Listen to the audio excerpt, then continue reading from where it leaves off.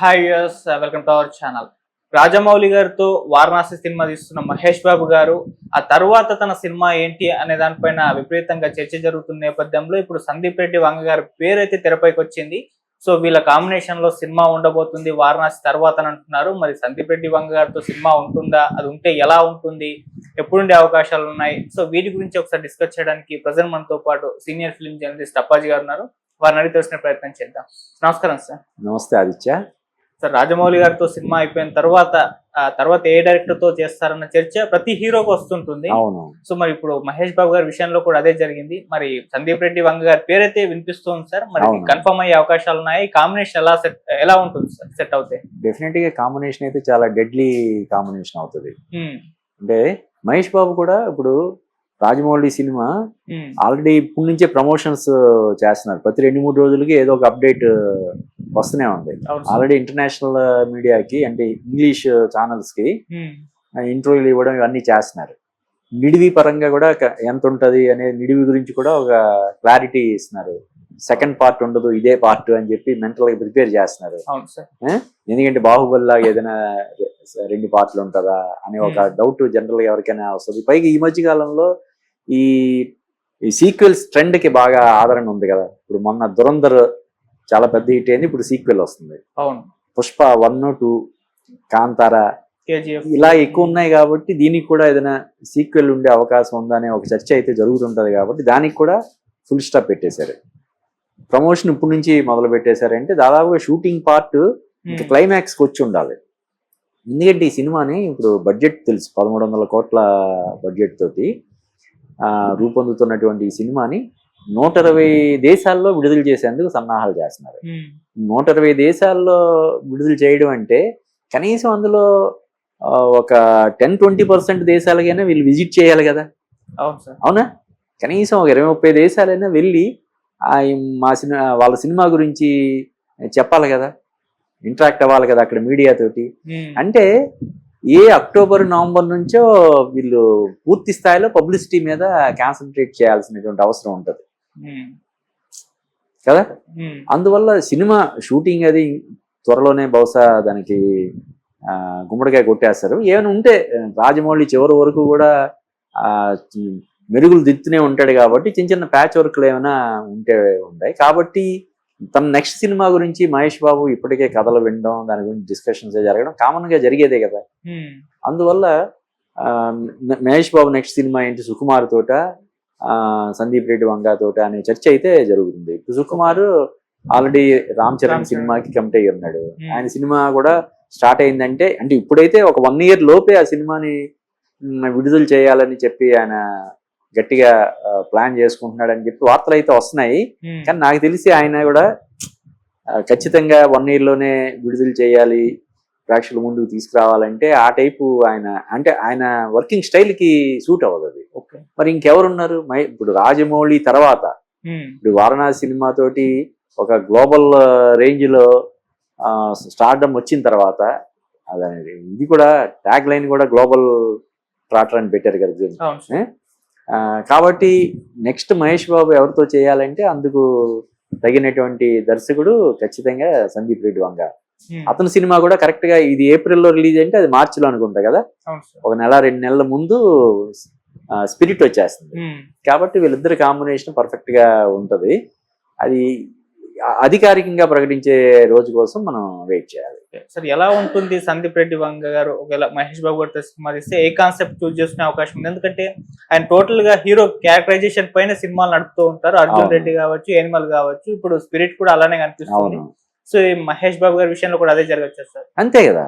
అంటే ఇప్పుడు మహేష్ బాబు ఇప్పుడు పోకిరి, దూకుడు ఇటువంటి సినిమాలు ఎలా ఇది ఉంటది కదా. అంటే ఒక షాహిద్ కపూర్ ని లేకపోతే ఒక రణబీర్ కపూర్ ని ఒక రేంజ్ లో చూపించినవాడు ఒక ప్రభాస్ని మహేష్ బాబుని ఏ రేంజ్ లో చూపిస్తాడు అన్నది మనం ఊహ కూడా అందదు కదా. కాబట్టి వీళ్ళిద్దరు కాంబినేషన్. పైగా ఇప్పుడు మహేష్ బాబు చేసిన సినిమాలన్నీ ఒక ఎత్తు అయితే ఇప్పుడు రాజమౌళితో చేస్తున్న సినిమా ఒక ఎత్తు కదా. 1300 కోట్ల బడ్జెట్ అంటే అదేమన్నా మామూలు విషయమా? పైగా ఈ సినిమా మార్కెటింగ్ సంబంధించి కానీ డిస్ట్రిబ్యూషన్ సంబంధించి కానీ జేమ్స్ కామెరూన్ లాంటి ఇంటర్నేషనల్ డైరెక్టర్స్ ఇన్వాల్వ్ అవుతున్నారని మనకు తెలుస్తుంది.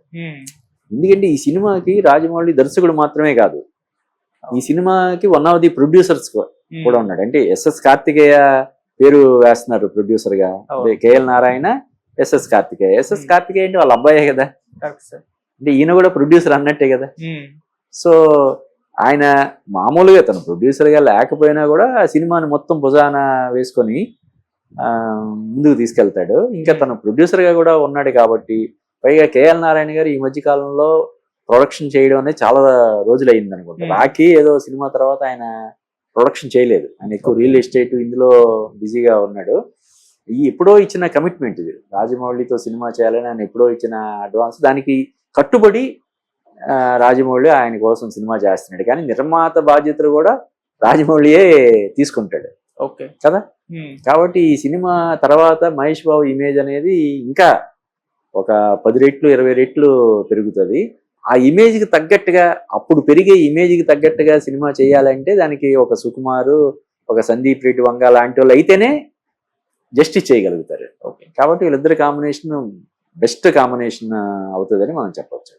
సార్ గతంలోనే వీళ్ళ కాంబినేషన్ సంబంధించి ఒక న్యూస్ స్ప్రెడ్ అయింది. అంటే సందీప్ రెడ్డి వంగ స్టోరీ వినిపించాడు మహేష్ బాబు గారికి, డెవిల్ అనే ఒక టైటిల్ తో. డెవిల్ అది రూత్లెస్ గా ఉంటుంది, బోల్డ్ గా ఉంటుంది, లైక్ ఎనిమల్ టైప్ లో. సో అందుకే మహేష్ బాబు గారు అప్పుడు రిజెక్ట్ చేసేసారు. కాకపోతే ఆ డైరెక్టర్ సందీప్ రెడ్డి వంగ క్రేజ్ దృష్టిలో ఉంచుకొని, ఆయన హీరోలను చూపించే విధానం దృష్టిలో ఉంచుకొని ఇప్పుడు మళ్ళీ సినిమా చేయాలన్న ఆలోచనలో పడ్డారని చెప్పేసి తెలుస్తుంది.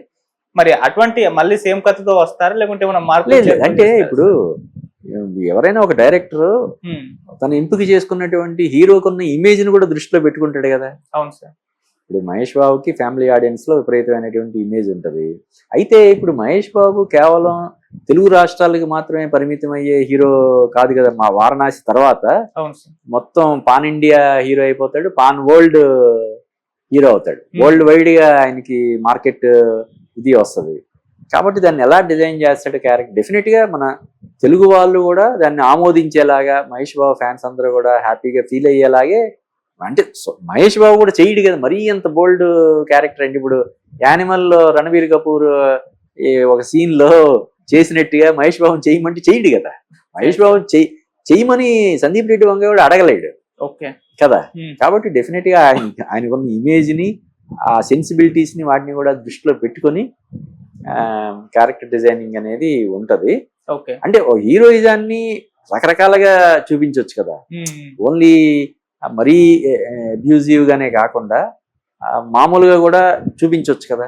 సో అలాగా ఇప్పుడు ఎలాగైతే ప్రభాస్ ఇమేజ్ కి తగ్గట్టుగా స్పిరిట్ సినిమాని ఆయన తెరకెక్కిస్తున్నాడో, ఈ సినిమాని కూడా మహేష్ బాబుకున్న ఇమేజ్ కి, మహేష్ బాబుకున్నటువంటి దీనికి అన్నిటిని దృష్టిలో పెట్టుకొని డెఫినెట్ గా అది చేస్తాడని మనం ఎక్స్పెక్ట్ చేయొచ్చు. సార్ ఫిక్స్ అయితే ఎప్పుడు వచ్చే అవకాశం ఉంది సార్? ఎందుకంటే ఇప్పుడు స్పిరిట్, వారణాసి రెండు ఒకే టైంలో కంప్లీట్ అయిపోతే, ఆ తర్వాత యానిమల్ 2 ఉంది సందీప్ రెడ్డి వంగకి. మరి అది అయిన తర్వాత తీస్తారా, మధ్యలో ఇది వస్తుందా? అదే యానిమల్ పార్క్ అని అప్పుడే అనౌన్స్ చేశారు. మొన్న కూడా ఒక ఇంటర్వ్యూలో రణబీర్ కపూర్ ని అడిగారు. ఎందుకంటే అతను రామాయణ 1, 2 వస్తుంది. ఇప్పుడు రామాయణంలో రాముడిగా వచ్చిన తర్వాత ఇమీడియట్ గా మళ్ళీ రామాయణ 2 కూడా ఉంటది. మధ్యలో మరీ అంత యానిమల్ పార్క్ లాంటి సినిమా ఉండడం అవసరమా లేదనే ఒక ఇది కూడా వస్తుంది కదా. రేపు అది రిలీజ్ అయిన తర్వాత, రాముడిగా అతను చూసిన తర్వాత, మళ్ళీ యానిమల్ లో అతను చేసినటువంటి క్యారెక్టర్ చేస్తే ఆడియన్స్ యాక్సెప్ట్ చేస్తారా లేదనే ఒక ఇది కూడా ఉంటది కదా. ఎలా ఉంటదంటే ఇప్పుడు కృష్ణ గారి అల్లూరి సీతారామరాజు గురించి ఎప్పుడు చెప్తుంటారు. ఆయన అల్లూరి సీతారామరాజు అయిన తర్వాత వరుసగా చాలా సినిమాలు, ఒక 10-12 సినిమాలు ఫ్లాప్ అయినాయి. ముందే అన్నారంట, ఒక ప్రముఖ దర్శకుడు సినిమా చూసి కృష్ణకి కనీసం ఒక 10-12 సినిమాల వరకు అతన్ని మామూలు హీరోగా యాక్సెప్ట్ చేయడం కష్టం అవుతుంది అని చెప్పి అన్నారని చెప్తుంటారు ఇప్పటికి కూడా. అలాగా రామాయణం 2 పార్ట్లు 4,000 కోట్ల బడ్జెట్ అంటున్నారు. కాబట్టి యానిమల్ పార్క్ ఇమీడియట్ గా ఉండే అవకాశం లేకపోవచ్చు. ఉంటే డెఫినెట్ గా మరి ఇది స్పిరిట్ తర్వాత యానిమల్ పార్క్ చేసాడంటే అదొక మళ్ళీ 1 year కదా. కానీ ఇప్పుడు మహేష్ బాబుతో సినిమా ఉండే అవకాశం ఉందనే చర్చలే జరుగుతున్నాయంటే డెఫినెట్ గా ఇది 2027లో స్టార్ట్ అయ్యి ఏప్రిల్లో రిలీజ్ అయిపోతే ఒక 4 రోజులు ప్రమోషన్ అది చేసినా కూడా మే జూన్ కల్లా మహేష్ బాబు ఫ్రీ అయిపోతాడు. కాబట్టి ఈ లోపల స్క్రిప్ట్ వర్క్ అది అంతా రెడీ చేసుకొని, ఇంకోటి ఏంటంటే ఇప్పుడు సినిమాలకి సంబంధించి ప్రీ ప్రొడక్షన్ వర్క్ అనేది చాలా కీలకం. ఇప్పుడు ఈ సినిమా కూడా, వారణాసి సినిమా కూడా మనకి ఏంటి అప్పుడే అయిపోయిందా అన్నట్టు ఎందుకు అనిపిస్తుంది అంటే ఆయన 2022లో RRR రిలీజ్ అయింది. అవును అప్పటి నుంచి ఈ స్క్రిప్ట్ మీద ఆయన వర్క్ చేస్తూనే ఉన్నాడు కదా. అవును సార్. మహేష్ బాబు సినిమా కూడా 2024లో వచ్చింది, గుంటూరు కారం. అవును అది కూడా వచ్చి 2 years దాటిపోయింది కదా. అంటే దీని స్క్రిప్ట్ వర్క్ అది జరుగుతూనే ఉంటది. ఉదాహరణకి మహేష్ బాబు గ్రీన్ సిగ్నల్ ఇచ్చి ఉంటే ఆ స్క్రిప్ట్ వర్క్ కూడా కొంతమంది రైటర్స్ ని పెట్టి ప్యారలర్ గా జరుగుతూ ఉండొచ్చు కదా. కాబట్టి 2027లో స్టార్ట్ అయితే 2027 చివరికి కానీ లేదంటే 2028 ప్రథమార్థంలో కానీ ఈ సినిమా వచ్చే అవకాశం ఉంటుంది. Okay sir, thank you so much. Thank you.